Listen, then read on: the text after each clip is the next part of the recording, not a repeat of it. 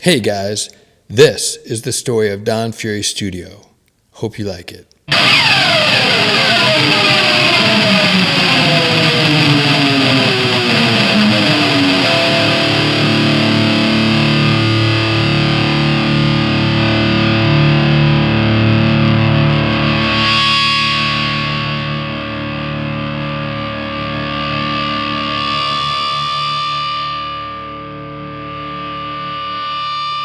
In October of 1979, we needed a new home for our family, and I needed a new space for my studio. So I went down to 18 Spring Street in Little Italy and talked to the owner of the building, Phil. And I told him exactly what I wanted to do in the storefront, and I told him that I wanted to put a studio in the basement. I didn't want there to be any mistake about what I was trying to do there later. The studio would not fit in the basement. It was too small. And so I told Phil, listen, I got to knock down a couple of walls here, and I'm just going to remake the whole basement with your permission. And I don't think Phil took me too seriously until I showed up a couple of days later with a check. Then he took me seriously. And we signed the lease for 18 Spring Street on November 1st, 1979. It needed a lot of work, and I wasn't about to put the family through, living with no hot water and no bathroom and no kitchen, and I didn't want the studio to be interrupted either. So I did the work while we still had the loft on 17th Street. Fixed up a bathroom with a tub, fixed up a little kitchen or a galley, did the painting, whatever we had to do. The studio was a little bit more difficult. The building was like 100 years old, so when I started knocking down walls and things, there were things flying around. When I started knocking down the ceiling, there were like 100-year-old rats' nests, like falling on my head, thankfully without the rats. And it was a total mess. I was going home on the subway, I looked like a coal miner, after doing an afternoon's worth of work down in the basement at 18 Spring Street. But eventually I got it all cleaned up and ready to go. And then I had to build this studio downstairs. So my friend Rich Ciotti came through again and helped me get a lot of the building materials down the stairs, which were right on the sidewalk. He opened up through a New York sidewalk hatch like that. And Richie also helped me put in the ceiling of the studio. So thanks a lot, Rich. I appreciate it. When everything was cleaned up and ready to go, we moved the family down, and I opened the studio. For all of 1980, the studio was a rehearsal room, not a recording room. Some of the bands followed us down from Roach Studio, like the Voidoids and the Bush Tetras. The Bush Tetras were part of the no-wave scene that was going on in New York at the time, kind of a dissonant art, funk, punk scene. It wasn't just music, it was filmmaking and also performance art as well. And a lot of these bands started filtering into the room at 18 Spring Street. Glenn Branca, Elliott Sharp, Red Decade, Y Pants, Ned Sublette, Reese Chatham. Sonic Youth started there. And that would end up being a really important thing because not much later, Carol would end up booking a lot of the no-wave bands into CBGB's for a matinee, if that rings a bell. We also had a lot of other cool rehearsal clients coming in to the room at 18 Spring Street. Robert Gordon was down there with Link Wray, which was amazing. So the studio was doing great as a rehearsal room. But by the end of 1980, Philly and Joe, the owners of my building, had been putting up with a lot of noise coming from the basement. Noise that I told them wasn't going to happen. So I had to figure something out, and I had to do something about it.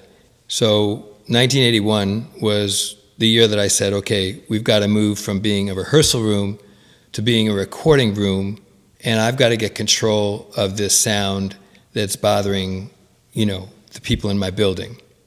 I wasn't sure how to do that. First, we had to put a wall across the room and make this tiny control room. It was, you could 2 steps and you were totally across the control room. We had to get glass down there for the control room windows,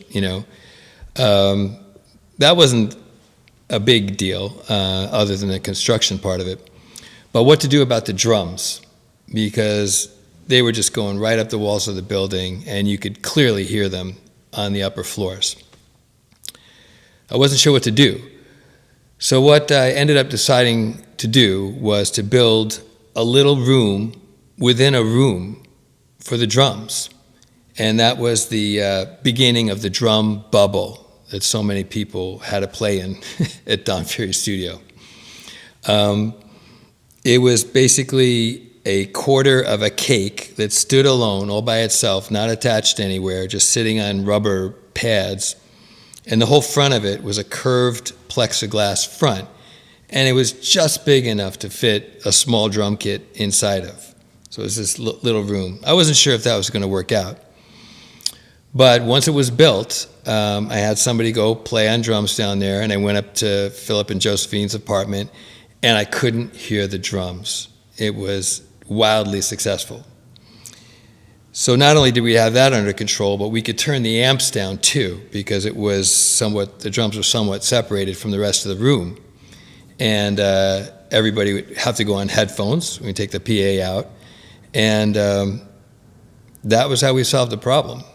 So 1981 was a very special year. Our daughter Leanne joined us in the summer, in August, which was very sweet. I had a recording studio all of a sudden for the first time ever, even though we were mostly just recording to cassettes at the time.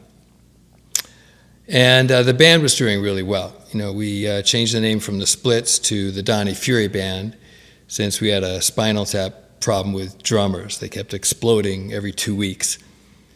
And Carol joined the band as a backup vocalist.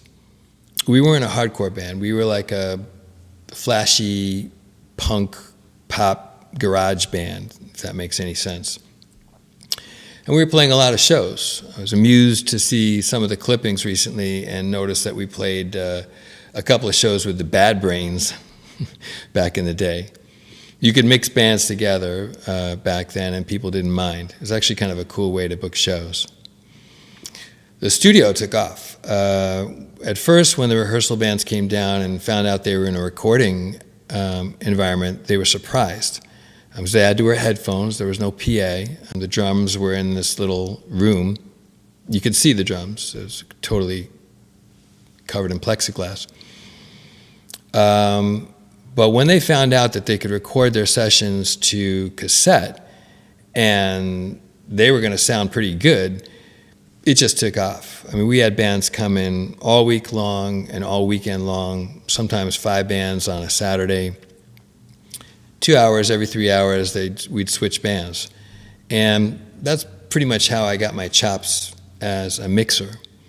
And we didn't have a lot of gear. We only had like a handful of Shure microphones and 2 really noisy Tapco mixers, a little 6-channel one and a little 8-channel one. And those fed the cassette machine.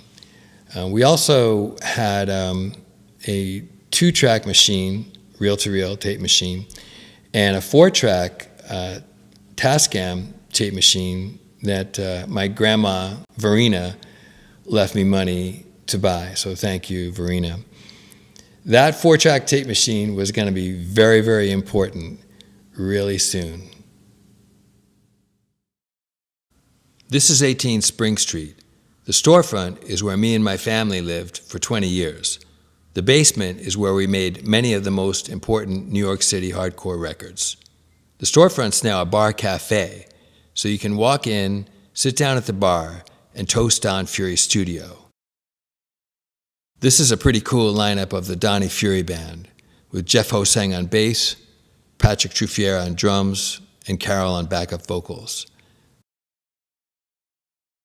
I'm pretty psyched that I still got this clipping of the Splits opening for the Bad Brains at CBGB. And this one opening for the Stray Cats at Max's Kansas City, only $3. Wow. But this has to be my favorite, playing New Year's Day in the same week as Sylvain, Walter Stedding, Lenny Kaye, Richard Hell, the Bush Tetras, Urban Blight, John Cale, and Johnny Thunders. So cool.